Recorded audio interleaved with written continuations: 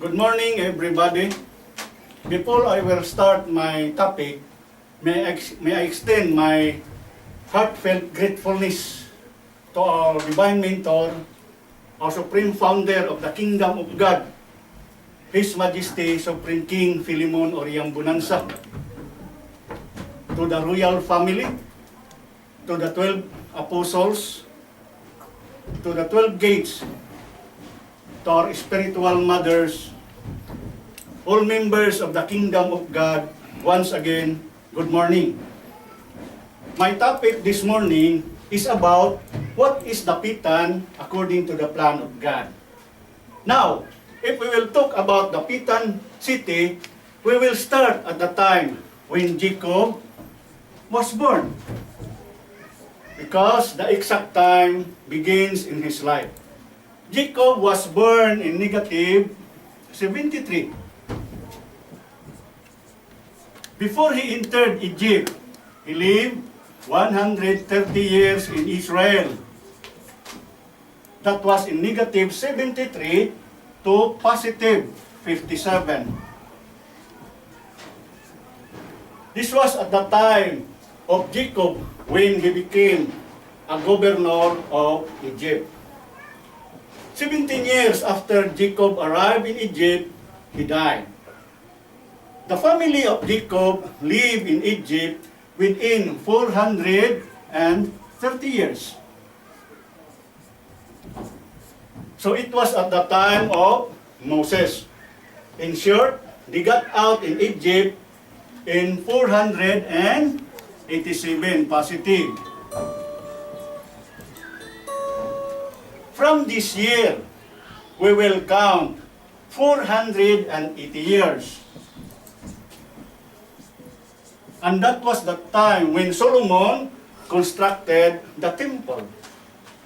In other words, Solomon began the construction on the year 967 positive. This was the 4th year when Solomon reigned the kingdom. So Solomon became a king in the year 963. Now, Solomon had 37 years left to finish the positive 1,000 years.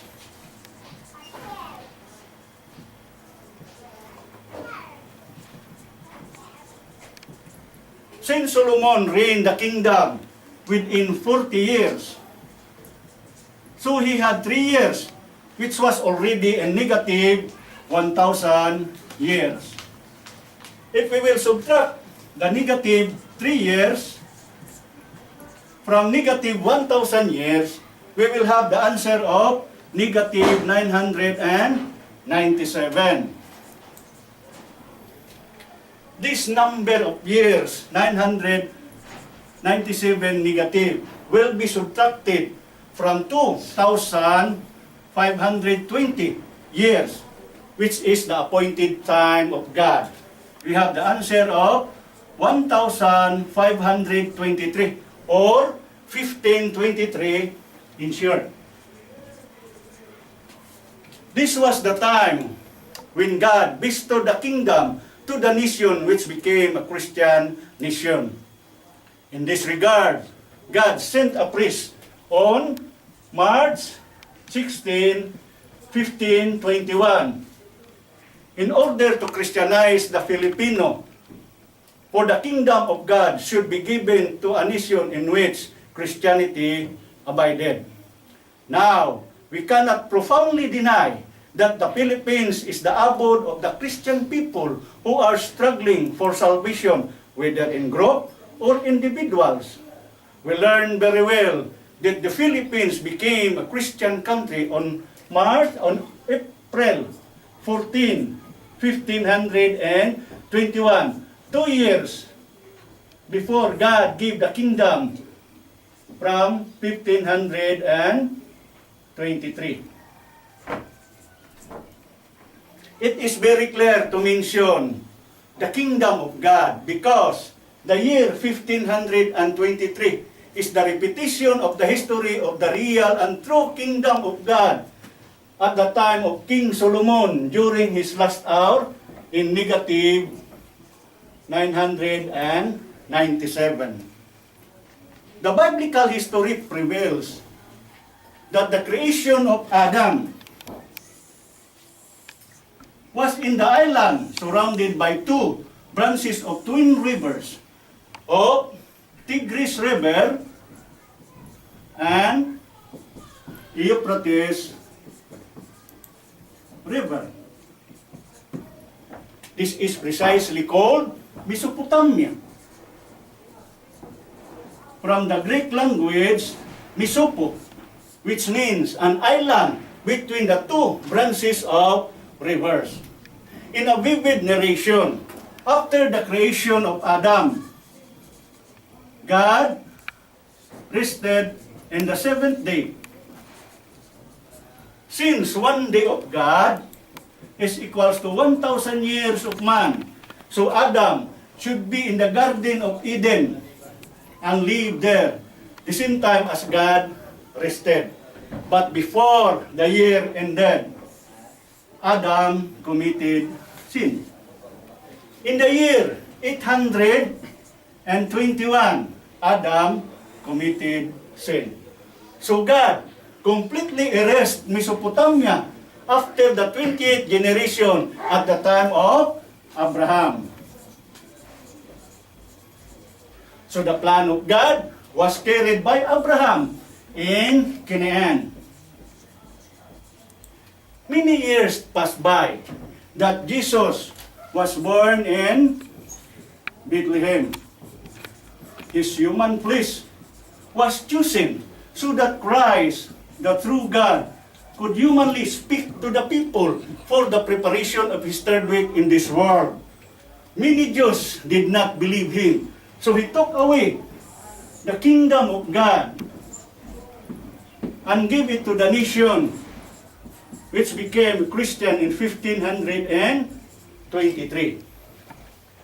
By this time, 40 years should be counted off, and Adam, who could give the life of the people, should appear.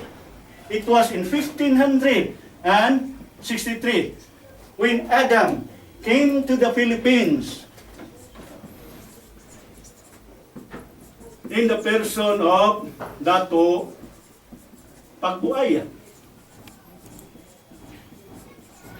Since Adam lived in Mesopotamia, which was an island surrounded by two branches of rivers, so with the new Mesopotamia, which is also surrounded by two branches of rivers, called Pulo River and Liburan River. According to the plan of God, the place should be discovered after the repetition of the history of King Solomon. The history repeated in 1523. 40 years after, Dato Pagbuaya reached in DAPITAN in 1563. Counting from it, the remaining 390 years, we have the answer of 1953, when Dato Pagbuaya spiritually returned in DAPITAN. 10 years that followed, Dapitan, the town of Dapitan, became a city under the penmanship of President Diosdado Macapagal on June 22, 1963 through Republic Act number 3811. Another 10 years that followed, Dapitan City became a shrine city under the signature of President Ferdinand E. Marcos on January 24, 1973 through Presidential Decree 105. In this juncture, Dapitan City, which is now Dapitan Shrine City, is the new Mesopotamia. Mesopotamia, where the second Adam, who personified Dato Pagbuaya in 1563, will come back to Dapitan City. So we have the answer of our topic, what is Dapitan according to the plan of God? Dapitan, according to the plan of God, became a shrine city, is the new Mesopotamia, where the second Adam, who personified Dato Pagbuaya in 1563, will come back to Dapitan City. That's all, and good morning.